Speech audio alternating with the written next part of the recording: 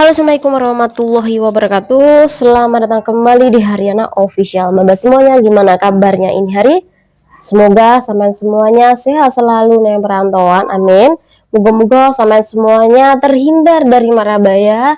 Semoga dipermudah segala urusannya sampean ya Mbak, amin ya robbal alamin. Pokoknya doa terbaik dari sini, moga-moga sampean sukses selalu nih perantauan, amin. Nah, untuk menemani malam minggu sampean di perantauan, khususnya di negara Hong Kong, nah kali ini kita bakal membahas curhatan. Salah satunya adalah curhatan teman kita di WA dan juga curhatan teman kita di Facebook, Mbak, di grup para PMI Hong Kong. Nah, bagaimana tentang curhatannya? Kira-kira dari permasalahan kui ono nggak sih jalan keluare? Silakan mbak-mbak semuanya ki ditonton sampai habis, ambil sisi positifnya, gua negatifnya nggih. Oke, nggak usah lama-lama, nggak usah basa-basi, silakan ditonton hanya di channel kesayangan hari ini. Semuanya silakan tonton layar HP Anda karena iki ada video juga. Jadi teman kita iki mendapatkan majikan seng super kere, jadi pelit banget mbak. Mungkin mbak Iki dulu pernah merasakan punya majikan seng pokoknya mau sewai, terus pokoknya nggak perhitungan. Nah, biasa nih kan mbak, kalau kita kui ngantar anak les, ngantar anak sekolah, jemput mereka, atau mungkin jalan-jalan sama bobo, biasanya kan majikan mempersiapkan patadol khusus untuk kita jalan-jalan bersama bobo atau anak majikan, atau mungkin kerja ya, ambil anak majikan. Nah, mereka biasanya mempersiapkannya mbak, tapi majikan ini beda mbak. Setiap kali mbak Iki mau ke rumah sakit sama bobonya,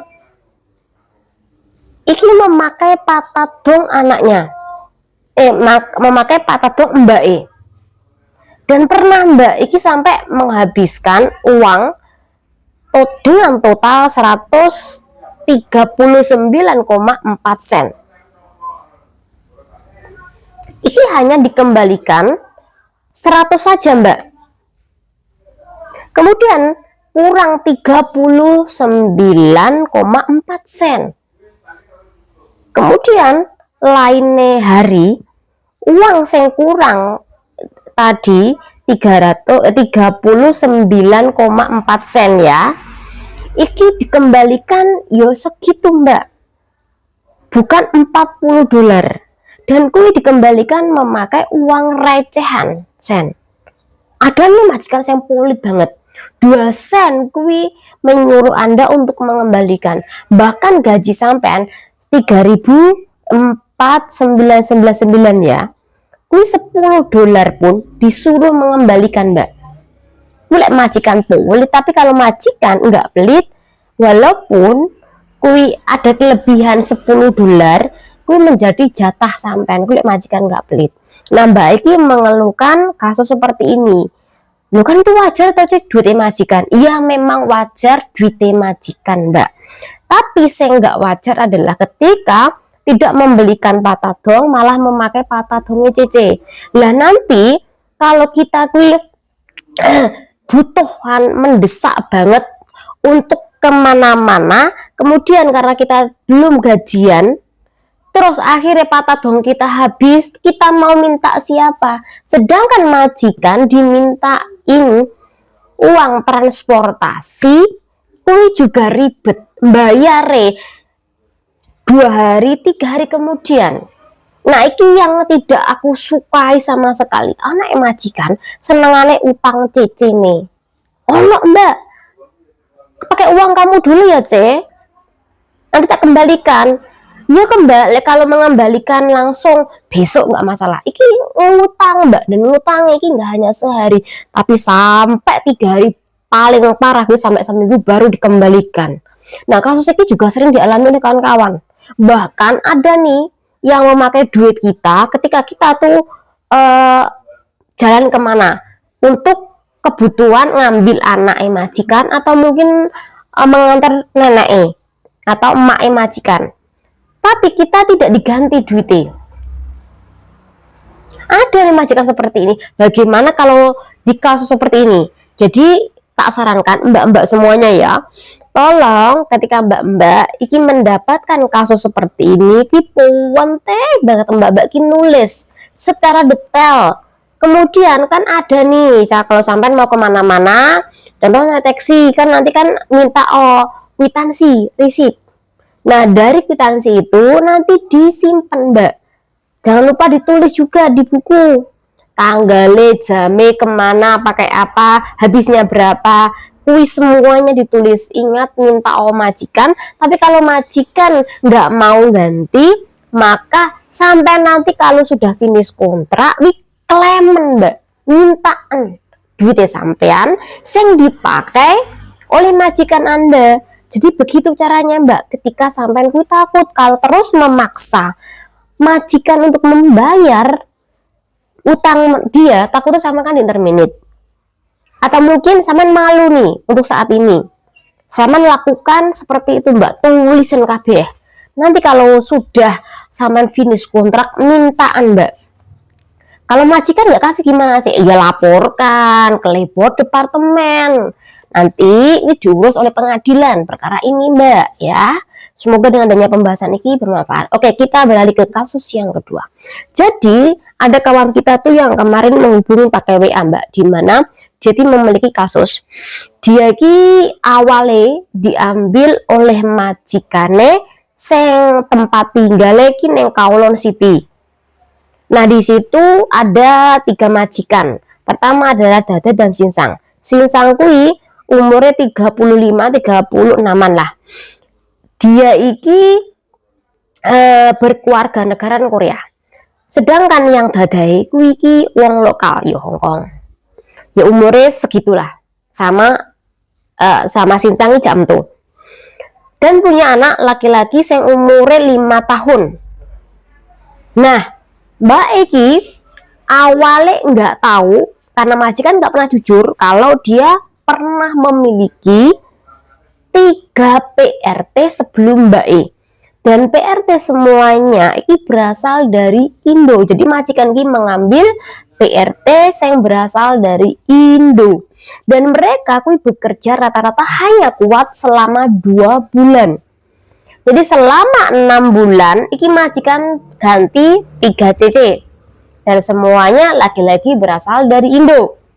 Nah, Mbak Eki adalah PRT yang keempat. Majikan sejak awal itu nggak jujur, dan si agensi itu juga nggak jujur mbak kalau iki majikan iki akeh problemnya, akeh masalahnya. Oke, Mbak Eki sudah diambil turun visa, dia kerja nih. Kerja di bulan pertama, majikan nggak pernah komplain mbak. Pokoknya terserah Cece mau ngerjain apa, bagaimana caranya, bersih nggak bersih, ya terserah kamu. Cece kui teleponan di waktu senggang yora masalah. Cece makan dengan santai kui nggak masalah. Intinya ya terserah Cece. Yang penting dia kerja, rumah bersih, anaknya tercukupi makan, anaknya baik-baik saja, kui sudah cukup. Tapi mbak menginjak bulan kedua, iki majikannya berubah mbak, berubah banget. Sing tadine 0 derajat iki malih 360 derajat mbak. Iki kelakuannya berubah totale. Iki dimulai majikan iki mulai cerewet banget, mulai ngomongnya kasar banget, iki mulai mendikte mbak semuanya nggak bersih. Kamu ngapain aja di rumah? Kamu nggak ngepel hari ini ya? Toilet aku tidak kamu bersihin ya. Padahal majikan iki ukuran rumahnya cuma 800 VT. Ya kuwi mbak, kemana-mana mbak iki ngelihat majikan nih. Jadi majikan kuwi nggak kerja di kantor luar, enggak, tapi kerja di rumah saja. Seharusnya majikan tahu kan mbak ngapain aja di rumah, karena majikannya di rumah. Tapi majikannya tetap menyalahkan Mbak Eki, katanya nggak bersih, kamu nggak bisa kerja ya, kamu nggak bisa masak ya, masakanmu nggak enak, ini kamu kerja apa enggak sih, kok kamu nggak ngepel hari ini. Pokoknya Mbak maunya ki perfect banget, padahal gajinya ki cuman 5.500. Yuh, 5.500 yo banyak loh Ci. 5.500 kuwi sekalian karo ngajarin anak majikannya laki-laki. Jadi mbak iki tugasnya selain bersih-bersih, ngantar sekolah, masak dan sejenisnya, kuwi juga ngajar anak majikan. Jadi ngajar bahasa Inggris. Wah, berarti Mbak pinter bahasa Inggris lah kan. Mbak kan dulu pernah memiliki pengalaman ngajar di kampung Inggris selama 10 tahun. Jadi dia itu pinter Inggris, bahkan grammar-grammar itu pinter Mbak. Jadi wajar majikan meminta Mbak Ekwi untuk mengajar anak laki-laki satu-satunya dan kemudian dikasih gaji lebih tadi yaitu 5.500. Tapi Mbak Ekwi stres setiap kali dimarahin, setiap kali dibengokin. Jadi kalau dia marahi suaranya dia itu kayak petir menggelegar Mbak. Sing paling parah Mbak iki lho. Lek nesu iki sampai ngene Mbak ngomongane. Ngene. Iki sampai ngene Mbak. Sampean pernah nggak punya majikan kalau ngina sampean puki ini sampai juga ngene sama Mbak Iki juga begitu kan oleh majikan nih Mbak Iki gimana padian Mbak Iki diem Mbak Iki cuman dalam hati ngelus dodo yo ngakak kok iso seumur hidup aku kerja di Hongkong iki kok ada majikan sampai ngatain seperti ini loh kok ada. Baru 1 kali dia kerja di Hongkong dapat majikan saya ngomong kayak gitu Mbak. Nah terus dari rangkaian kasusnya Mbak apa sih Mbak yang dia keluhkan, apa yang dia tanyakan, apa yang dia minta pertolongan. Jadi dia kui nggak betah, tapi di sisi lain Mbak Iki ono utang Mbak. Utang iyo Mbak Iki punya hutang karena dulu dia Iki bikin usaha. Jadi ketika dia kerja di Hongkong dia juga buka usaha di Indo. Yang handle adalah teman dia. Dan dari buka usaha kui dia mendapatkan suplai dana dari teman-teman yang lain. Jadi ada teman-teman lain kui yang menyokong dana atau sebagai investor lah untuk usaha dia. Jadi puluhan juta Mbak. Makanya dia bertahan di majikan niki.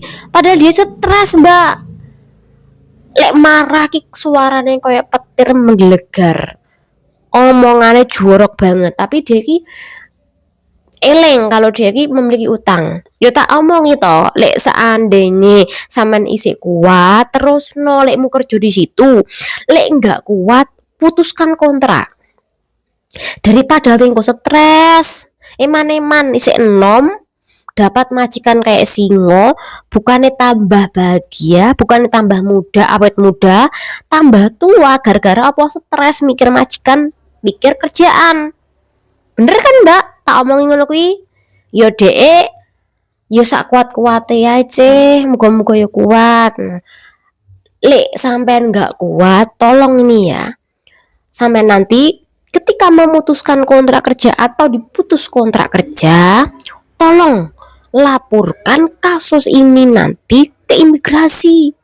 Biar imigrasi tahu kalau majikanku itu jahat banget.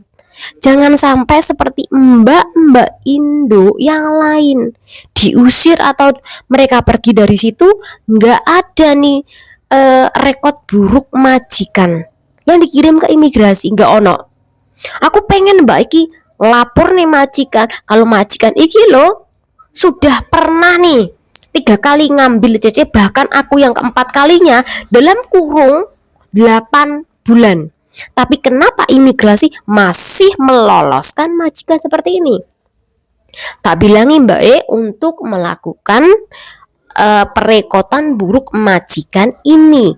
Biar nanti kalau dia ngambil CC di Indo, dia ki rodok jerah. Jangan sampai mikir wong Indo ki penak banget diapusi. Wong Indo kuwi lek dikerjain ngene-ngene mereka nurut. Jangan sampai majikan kuwi seperti itu. Karena opo? Majikan kuwi pikirane yo ngono Mbak. Ngambil PRT Indo kuwi penak lek di apa-apain mereka cuma langsung pergi, nggak bakal melapor, nggak bakal melawan.